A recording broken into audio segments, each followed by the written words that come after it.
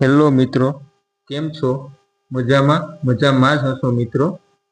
મિત્રો, અમારા નવા બ્લોગમાં તમારું સ્વાગત છે.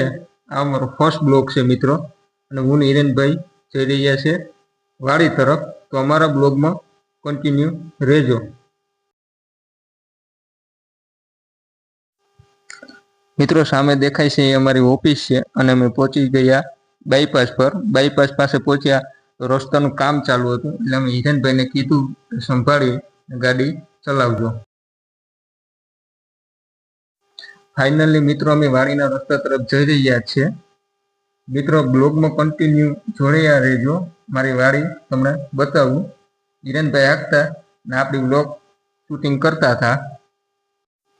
આ રસ્તો જઈ રહ્યો છે આપણી વાડી તરફ. આ છે મિત્રો ફાઇનલી આપણી વાડી. ત્યાં પહોંચ્યા તો બે દાંઢા બાંધેલા દેખાણા. આપણી જઈએ છે વાડીના અંદર મકાન છે ને ત્યાં જઈએ છે. અને આ છે મિત્રો આપણી વાડી. કેવી લાગી કોમેન્ટ કરજો મિત્રો. ફાઇનલી આપણી વાડીના ગેટ પાસે પહોંચી ગયા, અને ડેલામાં આગળ અંદર જઈએ. પપ્પાની ભાઈ છે ને શું કરે આપણે જોઈએ આગળ.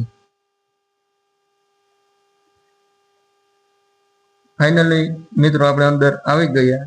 જોયું તો ભાઈ કે પપ્પા કોઈ હતા નહીં. આ છે આપણું વાડીનું મકાન. આ સામે ધાર્યું છે, એને સામે દેખાય આપણું ગોડાઉન છે. આ સારો પીડ્યો છે મિત્રો, સામે ગોડાઉન છે. આ મિત્રો આપણો રોપ છે, જે મોટી નારિયેળનું ઉઈ ગયો ને એને વાવવાનો છે ને એ રોપ છે. હવે આપણે જઈ રહ્યા છીએ પાછળના ભાગમાં જાઓ તો મિત્રો આ છે આપણો કૂવો, જે આપણે વાવ કહીએ છીએ. સામે રસ્તો છે એ આપણી વાડીમાં જ આગળ જાય છે મિત્રો. ના છે મિત્રો આપણી ઓરડી, જે ટાટર મીટર રાખીએ ને વરસાદની હિસાબે બગડે નહીં. આ છે મિત્રો આપણે ડ્રીપનું, અહીંથી આપણે પાણી દઈએ છીએ ડ્રીપમાં. આ છે આપણો બગીચો. ત્યાર પછી આપણે આવી ગયા હતા મોટા બગીચામાં, જ્યાં પપ્પા અને ભાઈને તાલામાં બાકાઝીકી બોલાવતા, અને આપણે થોડો બ્લોગ ઉતારી લીધો.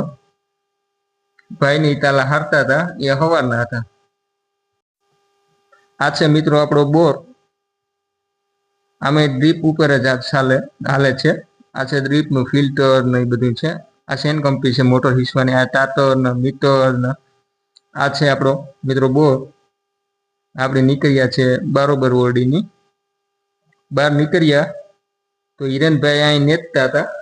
હિરેનભાઈને નેદવામાં તો જો દાખલો થતો, પણ પપ્પાનું પ્રેશર હતું એના હિસાબે હિરેનભાઈ જો મોટા મોટા ઝાડવા ઉપાડવા નહોતા, બાકી તો બીજા નાના સીમાં તો દવા મારી દઈએ. પપ્પાએ ઝાડવામાં બાકાઝીકી બોલાવતા અને ભાઈ થાકી ગયા એ બેઠા હતા. હું બ્લોગ શૂટિંગ કરતો. પછી મિત્રો આપણી બાજુમાં કૂવો છે ને, કૂવે પહોંચી ગયા. ત્યાં આપણે એક મોટર નાખેલી છે. એ મોટરમાં આપણે એક છળ ફાટેલી છે ને, એ છળ બદલાવાની છે. ને પપ્પા એ વાયર ને બધું હરખું કરતા હતા, પેલું બાંધ્યું હતું ને બધું છોડતા હતા. પછી ફાઇનલી બધું કામ પૂરું થઈ ગયું. હું ને પપ્પા અને હિરેન જતા હતા વાડી તરફ. આ છે મારા પપ્પા, પાછળ હિરેનભાઈ હાલ્યા આવે. પછી મિત્રો ફાઇનલી પપ્પાએ ટમેટા ઉતારવાનું કીધું, અને હું ટમેટા ઉતારવા બેસી ગયો. આપણી ઘરની ટમેટી છે, દેશી ટમેટી છે, ખાટા મીઠા ટમેટા છે. નાનું શાક મિત્રો બહુ મીઠું થાય છે, કંઈ ઘટે નહીં એવું મીઠું. મિત્રો ઘરે જવા માટે નીકળી ગયા છે ને હિરેનભાઈ ગાડી વારે છે. આ પપ્પાની છે, એમાં સારો બાંધી દીધો. કામ બધું કમ્પ્લીટ કરી નાખ્યું છે. આ મિત્રો આપણો બગીચો છે. કેવો લાગ્યો કોમેન્ટ જરૂર કરજો મિત્રો. ત્યાં તો હિરેનભાઈ પાછળથી હસતા હસતા આવી ગયા અને ગાડીમાં બેસી નીકળી ગયા ઘર તરફ જવા માટે. ત્યાં તો હિરેનભાઈ ટાટા કરવા માંડ્યા. તો મેં પણ કીધું લાવો ને હું પણ ટાટા કરી દઉં.